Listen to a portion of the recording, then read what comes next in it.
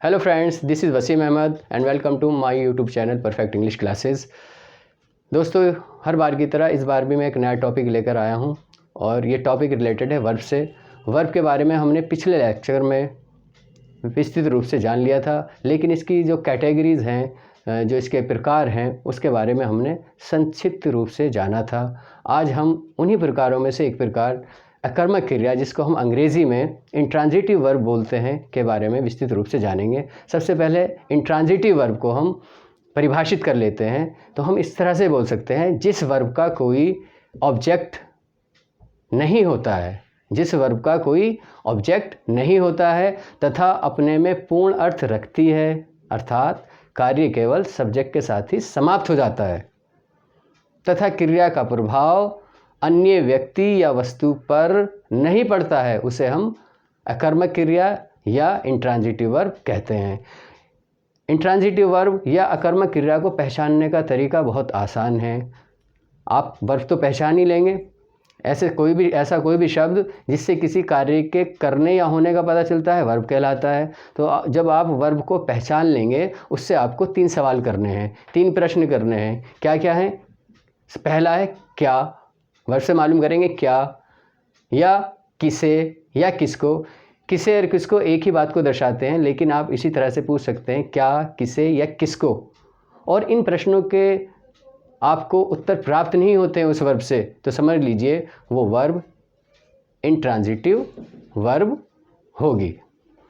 इसको हम सही से विस्तृत रूप से जानने के लिए इधर ब्लैक बोर्ड पर कुछ हमने सेंटेंस लिखे हैं, उससे क्लियर करेंगे कि इंट्रांजिटिव वर्ब क्या है और हम उसे कैसे पहचानेंगे। सबसे पहले हम इंट्रांजिटिव के अर्थ से ही क्लियर कर लेंगे कि इंट्रांजिटिव का अर्थ क्या है और उससे क्या स्पष्ट हो रहा है। देखेंगे, इंट्रांजिटिव का मतलब है अकर्मक और वर्ब क्रिया। हमने लिखा अकर्मक। अ का मतलब अलग मान लीजिए, और कर्म का मतलब कर्म, ऑब्जेक्ट, जिसमें ऑब्जेक्ट है ही नहीं, ऐसी क्रिया को हम अकर्मक या इंट्रांजिटिव वर्ब, अकर्मक क्रिया बोलेंगे। हमारे सामने यहाँ बोर्ड पर 6 सेंटेंसेस लिखे हुए हैं। आप देखेंगे, पहला सेंटेंस है Ram weeps, he laughs, the child स्लीप्स, the dog barks, she sings well, they laughed loudly. इनमें सब्जेक्ट के अलावा दूसरा ही वर्ड, सभी का दूसरा वर्ड या तीसरा वर्ड वर्ब है। हम इन वर्ब से weeps, laughs, sleeps, barks, sings, laughed, इनसे ये प्रश्न कर रहे हैं, क्या, किसे या किसको। जैसे राम वीप्स, राम रोता है, क्या, इसके जवाब में कुछ नहीं। किसे, इसके जवाब में आपको कुछ प्राप्त नहीं होगा। किसको, इसके बारे में भी ये कोई उत्तर नहीं दे रहा है। इन तीनों प्रश्न का इसके पास, वीप्स के पास, कोई उत्तर नहीं है। इसी तरह से लाफ्ट से भी अगर हम यही प्रश्न करें, स्लीप से यही प्रश्न करें, बाग से यही प्रश्न करें, सिंग्स या लाफ्ट से हम यही प्रश्न करते हैं, तो इन तीनों प्रश्नों का इन क्रियाओं के पास कोई उत्तर नहीं है। बस अगर किसी भी वर्ब में ये 3 प्रश्न रखने के बाद उनका हमें उत्तर प्राप्त नहीं होता, तो ऐसी वर्ब इंट्रांजिटिव वर्ब या हिंदी में अकर्मक क्रियाएं कहलाती हैं।